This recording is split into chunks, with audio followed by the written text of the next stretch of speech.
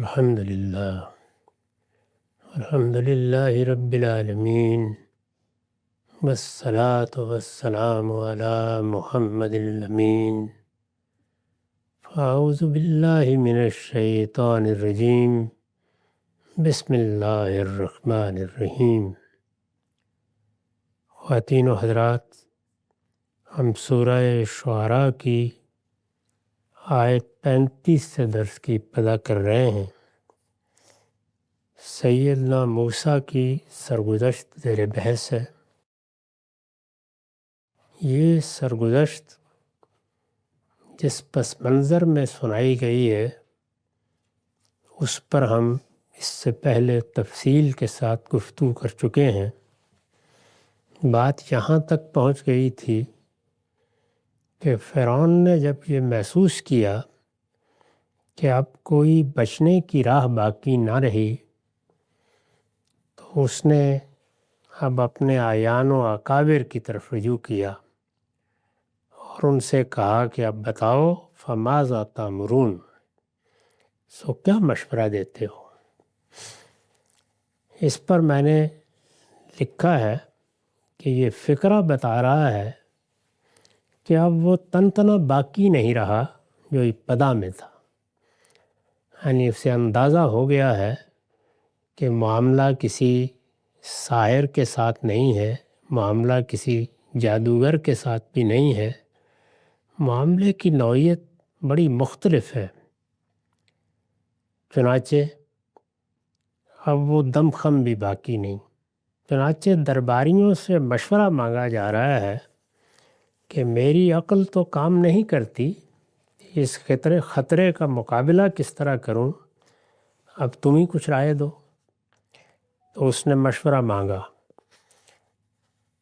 چنانچہ مشورہ دینے والوں نے کیا مشورہ دیا؟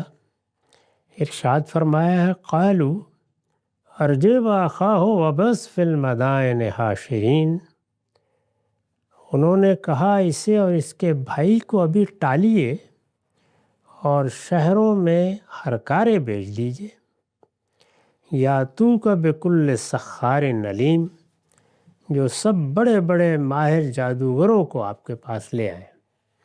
یعنی اس نے چونکہ ایک خرق عادت مظاہرہ کیا ہے، ایک عصا کو سانپ بنا کے دکھا دیا، ہاتھ کو آفتاب کی طرح چمکتا ہوا بنا کے اپنی بغل سے نکال باہر کیا، تو اس لیے اس کے مقابلے میں تو اب اسی کے فن کے کوئی بڑے لوگ بلانے چاہیے تاکہ وہ اس فتنے سے ہماری حفاظت کریں۔ اس میں جو الفاظ استعمال ہوئے ہیں ان پر میں نے لکھا ہے، اصل میں ارجہ و اخاہ کے الفاظ آئے ہیں۔ ارجہ در حقیقت ارجہ ہو ہے، لفظ کو ہلکا کرنے کے لیے اس طرح کے تصرفات عربی زبان میں عام ہو جاتے ہیں، یعنی اس میں گویا ایک ضمیر حذف کر دی ہے، مفعول کی ضمیر ویسے بھی حذف ہو جاتی ہے، یہاں اس کو ہونا چاہیے تھا لیکن وہ حذف کر دی ہے۔ انہوں نے کہا اسے اور اس کے بھائی کو ابھی ٹالیے اور شہروں میں ہرکارے بھیج دیجیے جو سب بڑے بڑے جادوگروں کو آپ کے پاس لے آئیں۔ فجمع السحرۃ لمیقات یوم معلوم، چنانچہ ایک مقرر دن کے طے کیے ہوئے وقت پر جادوگر اکٹھے کر لیے گئے۔ قرآن مجید جب کسی سرگزشت کو بیان کرتا ہے تو مختلف جگہوں پر کہیں کسی واقعے کے کسی جزء کی تفصیل کر دیتا ہے اور کہیں اس کو مختصر طریقے پہ بیان کر دیتا ہے۔ چنانچہ اس کی وضاحت میں حاشیہ ہے، دوسری جگہ تصریح ہے کہ یہ کسی میلے یا قومی تہوار کا دن تھا، یعنی اتفاق سے قریب میں کسی میلے یا کسی تہوار کے ایام بھی آ رہے تھے۔ دوسری جگہ تصریح ہے کہ یہ کسی میلے یا قومی تہوار کا دن تھا اور مقابلے کے لیے چاشت کا وقت مقرر کیا گیا تھا، یعنی آپ سمجھیں 10-11 بجے دن، تاکہ لوگ زیادہ سے زیادہ تعداد میں جمع ہو سکیں۔ اس کو قرآن نے یہاں ان چند لفظوں میں بیان کیا۔ فجمع السحرۃ لمیقات یوم معلوم، چنانچہ ایک مقرر دن کے طے کیے ہوئے وقت پر جادوگر اکٹھے کر لیے گئے۔ وقیل للناس هل انتم مجتمعون، اور لوگوں میں منادی کر دی گئی کہ کیا تم لوگ جمع ہوتے ہو، یعنی انہیں ترغیب دی گئی۔ یہ قرآن نے ترغیب کے اسلوب کو چند لفظوں میں بیان کر دیا ہے۔ گویا انہیں یہ کہا گیا کہ یہ موقع ہے، ہماری تہذیب، ہماری معاشرت، ہمارا ملک خطرے میں ہے۔ یہ لوگ معلوم نہیں کہاں سے آ کر اس طریقے سے حملہ آور ہو گئے ہیں۔ اگرچہ ابھی تو یہ حملہ کسی قوم یا کسی جماعت یا کسی لشکر یا فوج کا حملہ نہیں ہے، لیکن بہرحال آثار یہی نظر آ رہے ہیں۔ جس طرح کہ پیچھے ہم دیکھ چکے ہیں کہ سیدنا موسیٰ کی قوم بہرحال لاکھوں میں تھی، چنانچہ یہ محسوس کیا گیا کہ یہ پہلے ہمیں اس طرح سے متاثر کر رہے ہیں، پھر ہماری مروبیت سے فائدہ اٹھا کے ہمارے اوپر چڑھ دوڑیں گے۔ تو لوگوں کو ترغیب کے انداز میں بلایا گیا کہ تمہیں جمع ہونا چاہیے۔ هل انتم مجتمعون، کیا تم لوگ جمع ہوتے ہو؟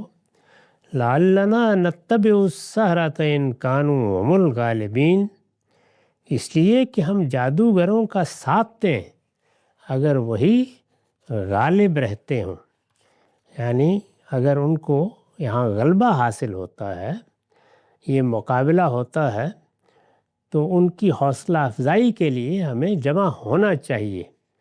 یہ بالکل اسی طرح جیسے ہمارے ہاں بھی کھیل تماشے ہوتے ہیں یا کوئی مقابلے کی فضا پیدا ہو جاتی ہے، تو یہ خواہش کی جاتی ہے کہ لوگ زیادہ سے زیادہ تعداد میں آئیں، اس سے حوصلہ بلند ہوگا، قوت حاصل ہوگی، مورال بہتر ہو جائے گا۔ تو اس طرح کی جتنی نفسیاتی تدبیریں ہیں وہ انسان اختیار کرتے رہے ہیں، تو ان سے یہی کہا گیا، اس لیے کہ ہم جادوگروں کا ساتھ دیں اگر وہی غالب رہتے ہیں۔ فلما جاء السحرہ قالوا لفرعون أَإِنَّ لَنَا لَأَجْرًا إِن كُنَّا نَحْنُ الْغَالِبِينَ، پھر جب جادوگر میدان میں آئے تو انہوں نے فرعون سے کہا ہمارے لیے صلہ تو ہوگا، یعنی ہمیں اگر بلایا گیا ہے تو ظاہر ہے کہ ہمارا غلبہ قائم ہوتا ہے، تو ہم نے بادشاہ کی مدد کی، قوم کی مدد کی، تو اس کا کچھ صلہ، کچھ انعام، آخر کوئی ٹرافی تو ہمارے ہاتھ میں بھی پکڑانی چاہیے۔ تو انہوں نے یہ کہا اگر ہم ہی غالب رہیں۔ اس سے پیچھے جو اسلوب اختیار کیا گیا ہے اس کی وضاحت میں نے لکھا ہے، اس سے معلوم ہوتا ہے کہ لوگوں کو جمع ہونے کے لیے خوب ابھارا بھی گیا کہ ہمارے ساحر یعنی جادوگر اس وقت قومی وقار کی حفاظت کے لیے میدان میں اتر رہے ہیں۔ یہ کوئی عام تماشا نہیں ہے، بلکہ قومی وقار کی حفاظت کا معاملہ ہے۔ یہ لوگ دور دراز کے علاقوں سے ہماری دعوت پر اس لیے آئے ہیں کہ دارالحکومت میں اپنے فن کا مظاہرہ کر کے ان بڑے جادوگروں کو شکست دے دیں۔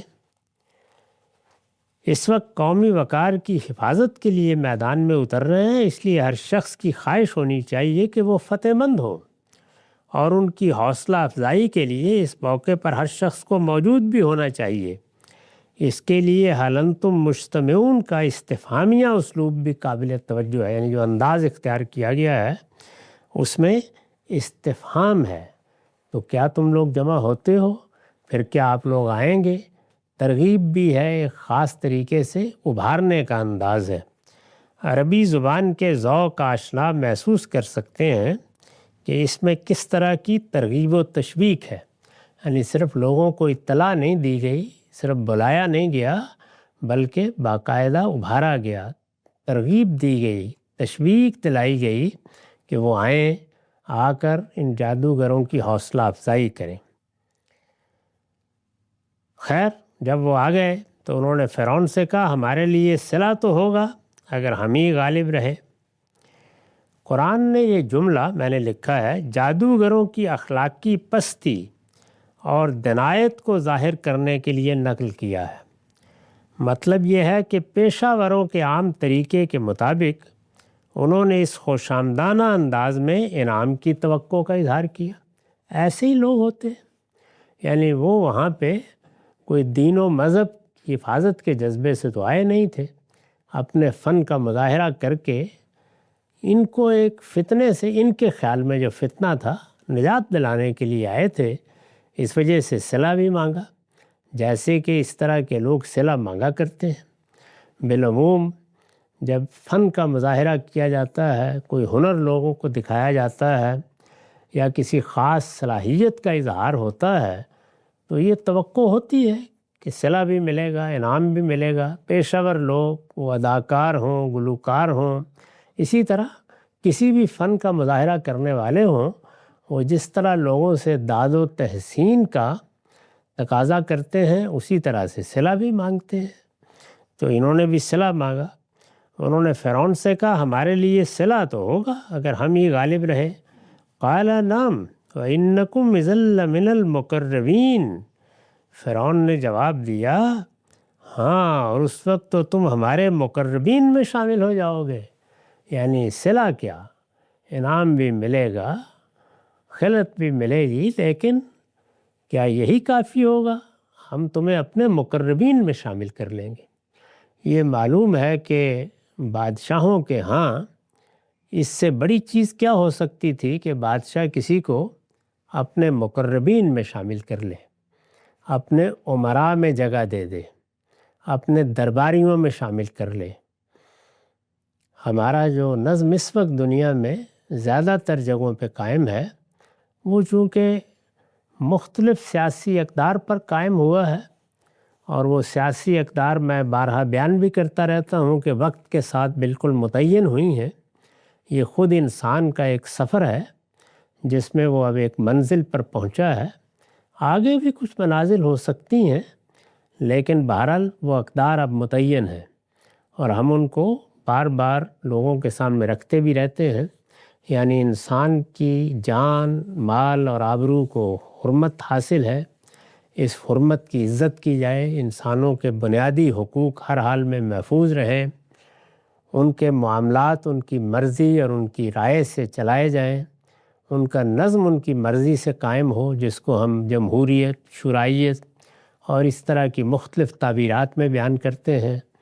قانون کی حکمرانی ہو، یعنی کسی شخص کی خواہش، اس کی رائے، اس کا فیصلہ یہ کافی نہ ہو، بلکہ جو اقدام بھی کیا جائے اس کے لیے پہلے قانون سازی ہو، لوگ غور و فکر کر کے نظم اجتماعی کی حفاظت کے لیے قوانین بنائیں، اور پھر جو کچھ بھی حکم دیا جائے قانون کے مطابق دیا جائے۔ اسی کو قانون کی حکمرانی سے تعبیر کیا جاتا ہے۔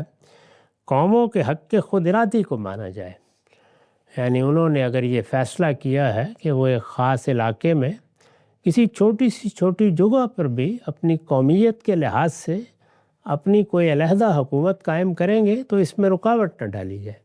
جیسے کہ اس وقت جن لوگوں کو جانے کا موقع ملا ہے وہ دیکھتے ہیں کہ یورپ میں اتنی چھوٹی چھوٹی ریاستیں ہیں کہ آپ گھنٹے 2 گھنٹے میں ایک طرف سے دوسری طرف چلے جاتے ہیں۔ تو یہ اسی اصول پر قائم ہوئی ہیں، اور ان سے یہ تقاضا نہیں کیا گیا کہ وہ بڑی قوموں کا حصہ بن کے رہیں۔ اس کے بالکل برخلاف بر صغیر میں ہم یہ جانتے ہیں کہ جب تقسیم کا فیصلہ ہوا تو بھارت میں کم و بیش 514 کے قریب ریاستیں تھیں، اور ہمارے ہاں جو حصہ پاکستان بنا اس میں 17۔ یہ سب ریاستیں تحلیل ہو گئیں، ختم ہو گئیں، ان کی الگ حیثیت کو نہیں مانا گیا، حالانکہ وہ صدیوں سے قائم تھی۔ یعنی ان کے حکمران تھے، ان کا ایک اپنی ریاست سے تعلق تھا، وہ اسی طرح اس ریاست کو اپنا وطن سمجھتے تھے جس طرح اب ہم اپنی ریاست کو اپنا وطن سمجھتے ہیں، لیکن سب تحلیل کر دی گئیں، ان میں سے کسی کا بھی حق تسلیم نہیں کیا گیا۔ تو یہ موجودہ زمانے کی اقدار ہیں۔ اس زمانے میں جب بادشاہت تھی تو سب سے بڑی چیز یہی تھی کہ کسی کو بادشاہ اپنا مقرب قرار دے لے، یہ کہ فیصلے انصاف کے ساتھ ہوں اور تقرر میرٹ پر ہو۔ ظاہر ہے کہ اس نے بھی کئی صدیوں سے تعامل کے نتیجے میں اپنی یہ شکل اختیار کیا جو اب ہم دیکھتے ہیں، اور اب بھی بہت سے معاملات میں اسی طرح سے لوگ اپنے اقتدار کی بنیاد پر فیصلے کرتے ہیں۔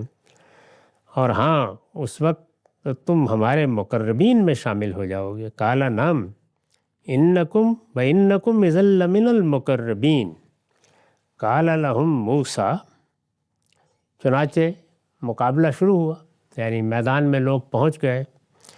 تو اب وہاں جب پہنچ گئے، یہ ساری بات قرآن نے حذف کر دی ہے، اس لیے کہ وہ واضح ہے، دن مقرر ہے، وقت مقرر ہے، اس پر لوگ آئے، پہنچ گئے۔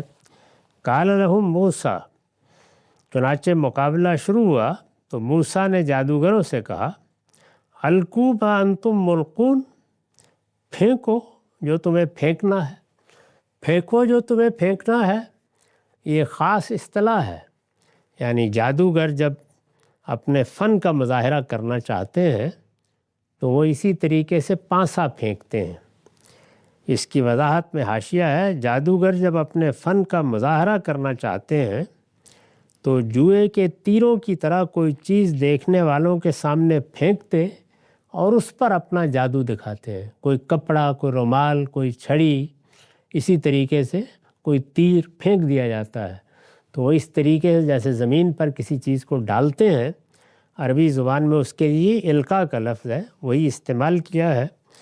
چنانچہ جادو دکھاتے وقت یہی کیونکہ طریقہ ہوتا ہے تو انہوں نے کہا کہ پھینکو۔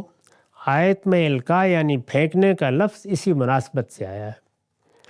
چنانچہ مقابلہ شروع ہوا تو موسیٰ نے جادوگروں سے کہا، پھینکو جو تمہیں پھینکنا ہے۔ فَأَلْقَوْا حِبَالَهُمْ وَعِصِيَّهُمْ وَقَالُوا بِعِزَّةِ فِرْعَوْنَ إِنَّا لَنَحْنُ الْغَالِبُونَ۔ اس پر انہوں نے اپنی رسیاں اور لاٹھیاں پھینک دیں اور بولے، فرعون کے اقبال کی قسم، ہم ہی غالب رہیں گے۔ یعنی انہوں نے کچھ لاٹھیاں اپنے ہاں رکھی ہوئی تھیں، کچھ رسیاں تھیں، وہ پہلے سے طے کر کے آئے تھے۔ ظاہر ہے یہ بتا دیا گیا تھا کہ موسیٰ علیہ السلام نے فرعون کے دربار میں اپنا عصا پھینکا ہے اور وہ جیتا جاگتا اژدہا بن گیا ہے۔ تو انہوں نے اپنی رسیاں اور لاٹھیاں پھینک دیں، اور اس کے ساتھ جو الفاظ ان کی زبان سے نکلے وہ یہ تھے کہ بعزت فرعون انا لنحن الغالبون، فرعون کے اقبال کی قسم، ہم ہی غالب رہیں گے۔ اقبال یعنی اس کی عظمت، اس کا مرتبہ، اس مرتبے کی بلندی، تو اس کے لیے لفظ اقبال بھی بولا جاتا ہے۔ فرعون کے اقبال کی قسم، ہم ہی غالب رہیں گے۔ اس پر حاشیہ ہے، اصل میں بعزت فرعون کے الفاظ آئے ہیں، ان میں بے قسم کے لیے ہے۔ بائبل میں اس کے شواہد موجود ہیں کہ مصر کے لوگ دیوتا کی حیثیت سے فرعون کے عزت و اقبال کی قسم کھاتے تھے۔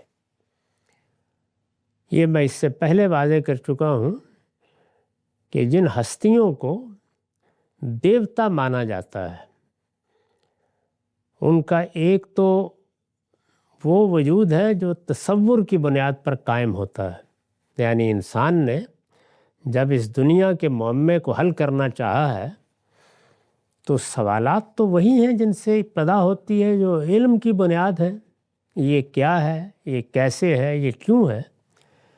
ان سوالوں کا جواب انسان کو اسی عالم طبعیات میں ملتا رہتا ہے، وہ آگے بڑھتا ہے۔ ہمارے تمام علوم اسی سے پیدا ہوتے ہیں، لیکن پھر کچھ ایسی اشیاء آ جاتی ہیں جہاں اشیاء میں قوت کا ظہور مشاہدے میں آتا ہے، جہاں ان سوالوں کا جواب نہیں ملتا۔ یہ گویا عالم طبعیات کی سرحد ہے، انسان یہاں پہنچ جاتا ہے۔ جب یہاں پہنچ جاتا ہے تو آگے پھر کیا کیا جائے؟ وہاں تخیل سے کام لیا جائے گا، اس میں کچھ منطقی ربط پیدا کر کے کوئی دے مالا بن جائے گی۔ بعض ہستیوں کے بارے میں یہ خیال کر لیا جائے گا کہ وہ ہونی چاہیے، اور پھر ہونی چاہیے سے آگے بڑھ کر وہ ہو جائیں گی، جیسے کہ انسان بالعموم کرتا ہے۔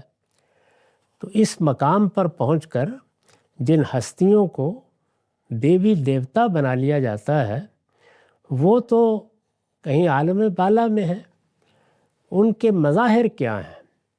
تو وہ مظاہر اجرام فلکی بھی ہوتے تھے، جیسے سورج ہے، چاند ہے۔ اسی طرح انسانوں کو بھی ان کا مظہر مان لیا جاتا تھا، یعنی گویا ذات باری نے، اگر ذات باری پر ایمان ہے، یا کسی دیوی نے یا دیوتا نے کسی انسان میں حلول کر لیا ہے، یعنی وہ ہمارے سامنے اس انسان کی صورت میں ہے، تو اس کو بھی گویا بمنزلہ دیوی دیوتا ہی سمجھا جاتا تھا۔ تو فرعون کی یہی حیثیت تھی، یعنی ایسا نہیں ہے کہ اس کو اس زمین و آسمان کا خالق مان لیا گیا تھا۔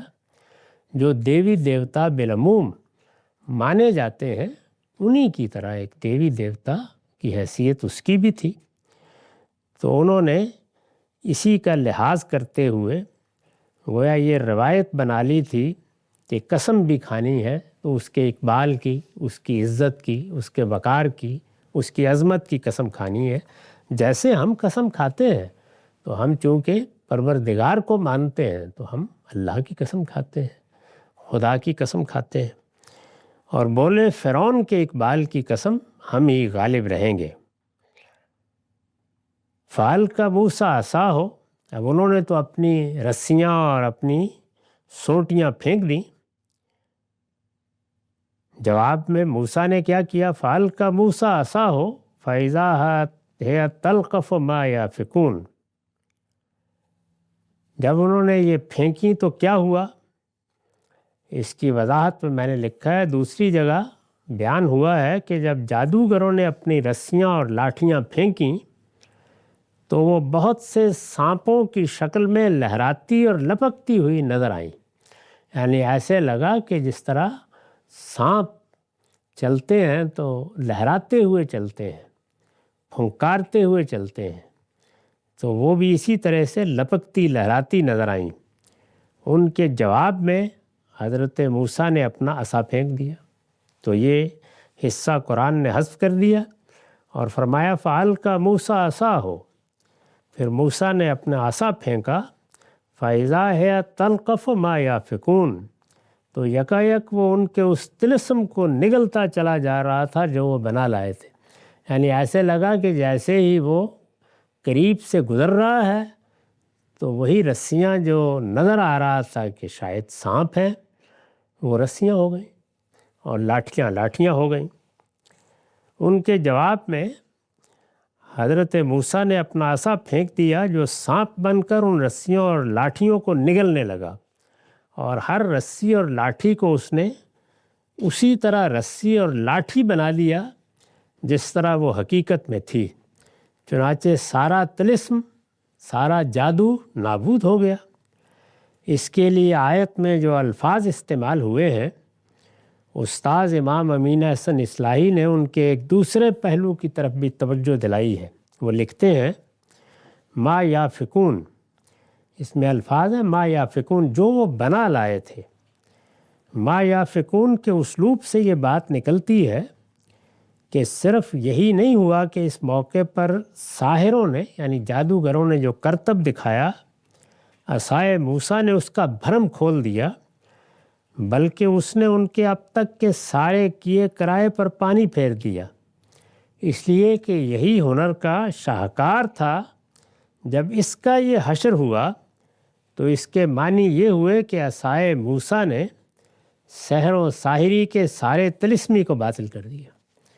تو جو کچھ وہ بنا کے لائے تھے، جو قصر انہوں نے تعمیر کیا تھا، جو فضا انہوں نے پیدا کر دی تھی، جس طرح لوگ پہلے مرحلے میں اس سے مسحور ہوئے، اور جیسے کہ دوسری جگہوں پر بیان ہوا ہے کہ خود سیدنا موسیٰ نے اپنے اندر ایک تردد سا محسوس کیا، اس موقع پر یک بیک اس عصا نے اژدہا بن کر اس طلسم کو باطل کر دیا۔ فَأُلْقِيَ السَّحَرَةُ ساجدین۔ قرآن مجید نے معجزات کے بارے میں یہی معیار بیان کیا ہے کہ جو کسی زمانے میں آخری درجے کا انسانی فن ہوگا وہی اصل میں معیار بن جائے گا۔ جس طرح ہمارے زمانے میں اب سحر و ساحری کا اس طرح کا غلغلہ نہیں ہے، اس کے برخلاف سائنسی علوم یا مادی علوم نے غیر معمولی حیثیت اختیار کر لی ہے۔ تو اب اگر کوئی آدمی اس طرح کا مظاہرہ کرے آ کے تو سائنسدانوں ہی سے رجوع کیا جائے گا، یعنی وہ بتا دیں گے کہ یہ ہمارے فن کی چیز ہے، یہ کوئی سائنس ہے یا یہ کسی اور دنیا کی چیز ہے۔ یہاں پر بھی یہی ہوا اس وقت، کیونکہ سحر و ساحری کے ماہرین اس طرح کے معاملات سے واقف بھی ہوتے تھے، جانتے بھی تھے، اور اس کے حدود کو بھی وہ سمجھتے تھے کہ ہمارے فن میں کیا چیز ہو سکتی ہے، یا ہم جب لوگوں کو یہ دکھاتے ہیں کہ یہ اژدہا ہے، یہ سانپ ہے، یہ رسی نہیں ہے، تو اس وقت کیا ہوتا ہے اس کو وہ جانتے تھے۔ اس میں شعبدے کا پہلو کیا ہوتا ہے، اس میں نظر بندی کی کیا کیفیت ہوتی ہے، نفسیاتی اثر کا کیا معاملہ ہے، کوئی حقیقت بنتی ہے نہیں بنتی، ان سے بہتر اس سے کوئی واقف نہیں ہو سکتا۔ چنانچہ قرآن مجید نے بیان کیا کہ جیسے ہی یہ منظر سامنے آیا، یعنی انہوں نے رسیاں پھینکیں، وہ غلبے کا احساس اپنے اندر رکھتے تھے، ابھی تھوڑی دیر پہلے یہ کہہ رہے تھے کہ ہمیں تو اس کا صلہ ملے گا، انہیں بشارت دی گئی تھی کہ تم کو ہم اپنا مقرب بنا لیں گے، اپنی بارگاہ میں جگہ دیں گے، دربار میں تمہاری ایک حیثیت ہوگی۔ تو بڑے طمطراق کے ساتھ وہ میدان میں اترے تھے، انہوں نے رسیاں پھینکیں تو ان کا خیال یہ تھا کہ ہم اپنے بہترین فن کا مظاہرہ کر رہے ہیں، لیکن سیدنا موسیٰ کا عصا اس طلسم کو نگلتا چلا گیا، اور جادوگروں نے جب یہ دیکھا تو جادوگر تھے، اپنے فن سے بھی واقف تھے، اور یہ کیا ہوا اس کو سمجھنے میں بھی ان کو ادنا تردد نہیں ہوا۔ فرعون چونکہ اس طرح کے علم سے واقف نہیں تھا، تو ہو سکتا ہے کہ جب اس کے دربار میں پہلی مرتبہ یہ لاٹھی اژدہا بنی تھی تو اسے واقعی شبہ ہو کہ یہ کوئی سحر و ساحری ہے۔ جادوگروں کو اس معاملے میں کوئی تردد نہیں ہوا۔ فَأُلْقِیَ السَّحَرَةُ ساجدین، خدا کی اس نشانی کو دیکھ کر جادوگر سجدے میں گر پڑے، یعنی گویا ان کے سامنے ایک چیز آئی اور پھر لمحوں میں واضح ہو گیا کہ یہ کسی دوسرے آسمان کی چیز ہے، یہ وہ نہیں ہے جو ہم بنا لایا کرتے ہیں یا جو ہم لوگوں کو دکھاتے ہیں۔ سو خدا کی اس نشانی کو دیکھ کر جادوگر سجدے میں گر پڑے۔ میں نے لکھا ہے اصل الفاظ ہیں فَأُلْقِیَ السَّحَرَةُ ساجدین، القیہ مجہول کا صیغہ ہے، یہ جادوگروں کے جذبہ تعظیم و اکرام کی تعبیر کے لیے آیا ہے، یعنی وہ محض اعتراف نہیں تھا، وہ زبان کے محض الفاظ نہیں تھے، وہ محض کسی تردد کے ساتھ حیرت کا اظہار نہیں تھا، وہ آخری درجے کا انقیاد تھا جس کا مظاہرہ ہو گیا، یعنی کچھ جیسے باقی نہیں رہا، سجدہ ریز ہو گئے۔ سحر و ساحری اور اس طرح کے دوسرے علوم و فنون کو ان کے ماہرین ہی بہتر سمجھتے ہیں، یعنی اگر کوئی بڑا ساحر ہے، جادوگر ہے، تو وہی جانتا ہے کہ اس کے فن کے حدود کیا ہیں، جیسے سائنسدان ہی جانتے ہیں کہ ان کے علم میں معاملہ کہاں تک پہنچا ہے، کیا چیز ممکن ہو گئی ہے، کیا ابھی ناممکنات میں سے ہے۔ چنانچہ ان میں اور معجزے میں فرق کے لیے یہ نہایت واضح معیار ہے کہ ان علوم و فنون کے ماہرین بھی اس کے سامنے اعتراف عجز پر مجبور ہو جاتے ہیں۔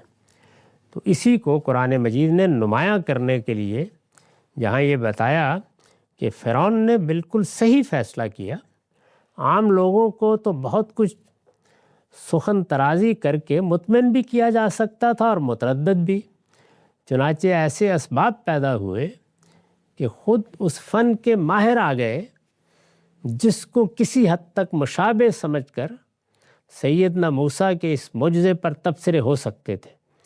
تو فرعون نے جو فیصلہ کیا وہ اس کے اپنے لحاظ سے بھی صحیح تھا اور نتیجے کے لحاظ سے بھی صحیح تھا، اس لیے کہ اگر ماہر جادوگر آ کے فیصلہ سنا دیتے ہیں تو پھر نہ ان کے پاس کچھ کہنے کے لیے باقی رہے گا نہ دیکھنے والوں کے پاس۔ تو یہاں وہی ہوا کہ وہ سب سجدے میں گر پڑے، اور صرف سجدے میں نہیں گر پڑے، یعنی اعتراف عجز، پھر اعتراف فن، پھر اس سے بھی آگے بڑھ کر یہ کہ یہ فن نہیں ہے، یہ اس سے بھی آگے کی کوئی چیز ہے، اور یہ کہ یہ کس نے پیش کیا ہے؟ ایک پیغمبر نے پیش کیا ہے، اور جس نے پیش کیا ہے وہ اللہ پروردگار عالم کا سفیر ہے۔ یہ سب کچھ لمحوں میں واضح ہو گیا۔ تو اگلا جملہ دیکھیے، فَأُلْقِيَ السَّحَرَةُ ساجدین، تو خدا کی اس نشانی کو دیکھ کر جادوگر سجدے میں گر پڑے۔ انہوں نے بے اختیار کہا، ہم جہانوں کے پروردگار پر ایمان لے آئے ہیں، رب موسیٰ و ہارون، موسیٰ اور ہارون کے پروردگار پر۔ یعنی بات یہاں سے شروع ہوئی تھی کہ جب موسیٰ علیہ السلام نے کہا کہ میں رب العالمین کا رسول ہوں، تو فرعون نے مذاق اڑانے کے انداز میں یہ کہا تھا کہ وہ کون رب العالمین ہے؟ تو اب اس کے سامنے اس کے بلائے ہوئے لوگ، ماہرین فن جن پر سارا اعتماد تھا، انہوں نے پوری قوم کے سامنے میلے کے دن جہاں ہزاروں لوگ جمع تھے مظاہرہ کیا اور اپنے اعتراف کا اعلان کر دیا کہ ہم تو موسیٰ اور ہارون کے پروردگار پر ایمان لے آئے۔ وآخر دعوانا الحمدللہ رب العالمین۔